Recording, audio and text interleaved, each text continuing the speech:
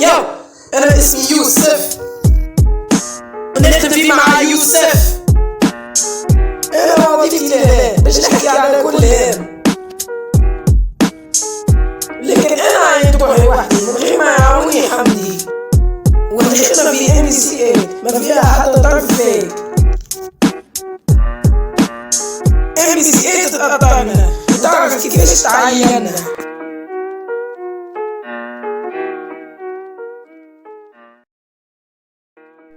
السلام عليكم ورحمة الله تعالى وبركاته. مرحبا بكم في حلقة جديدة من برنامجكم مع يوسف على قناة MCA.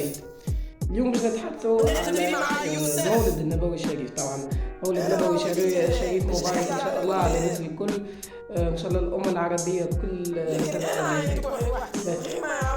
اليوم في حلقتنا نعمل التغطيه الخاصه بمناسبه المولد النبوي الشريف، باش نحكيو شويه زاد نلود نحكيو شويه على القناه، وبعد باش نحكيو على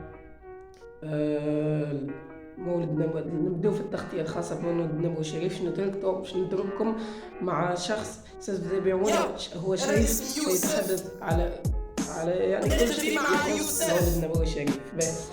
اليوم في حلقتنا من برنامجكم مع يوسف باش نحكيو على مستقبل القناة وكل شيء. نزلنا يوميات يوسف الجزء الأول،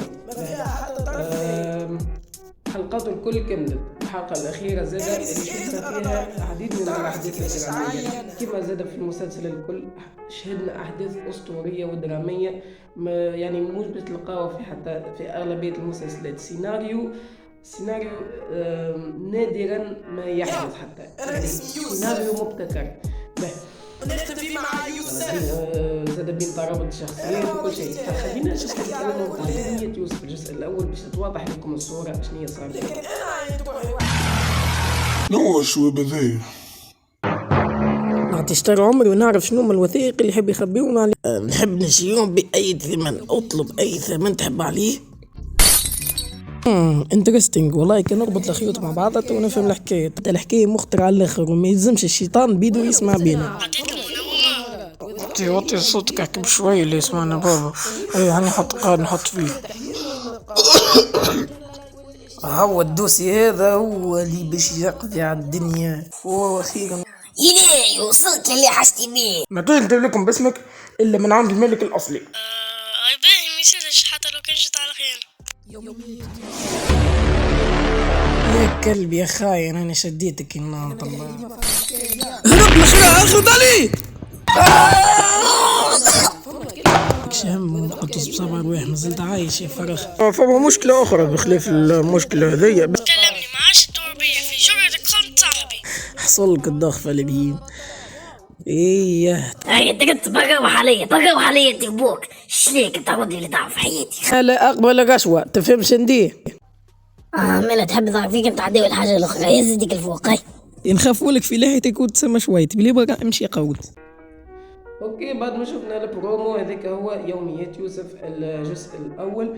ف ان شاء الله كما قلت لكم باش نكمل نحكي لكم نختفي مع يوسف. في الصيف ما عادش باش ينزل حتى عمل اخر.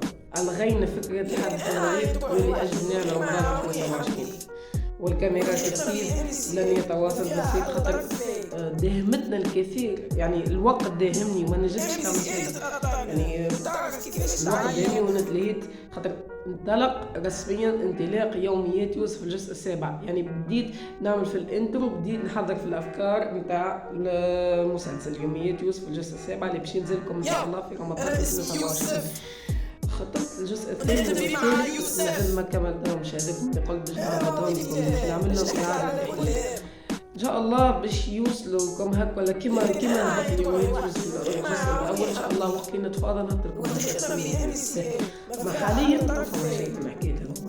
ان شاء الله زاد في الحلقه الجايه باش نزيدوا نتواصلوا ونحكيوا على رمضان 2027 بالنسبه للقناه MCA. يعني مازال عندنا برشا حاجات باش نحكيو عليهم بخصوص الموضوع هذا بالذات. اما كما قلت لكم في الصيف السنة مع انتاجنا كان يوميات يوسف الجزء الاول. كنا باش نكملوا مسلسل الكاميرا ما انتهى من الوقت. كل زاد باش نعمل مسلسل الحدث المريب ونهبطو في الصيف، أما دايما الوقت قصير برشا، يعني ما يرحمش الوقت، ما يرحمش الممثلين. بالنسبة لمسلسل الكاميرا راهو صعيب باش تلقاهم، يعني باش نكملوا مسلسل الكاميرا راهي حاجة ماهيش سهلة. يوميا يوسف الجزء الثاني، وزاد كما قلت لكم باش يهبطوا لكم في آخر وقت.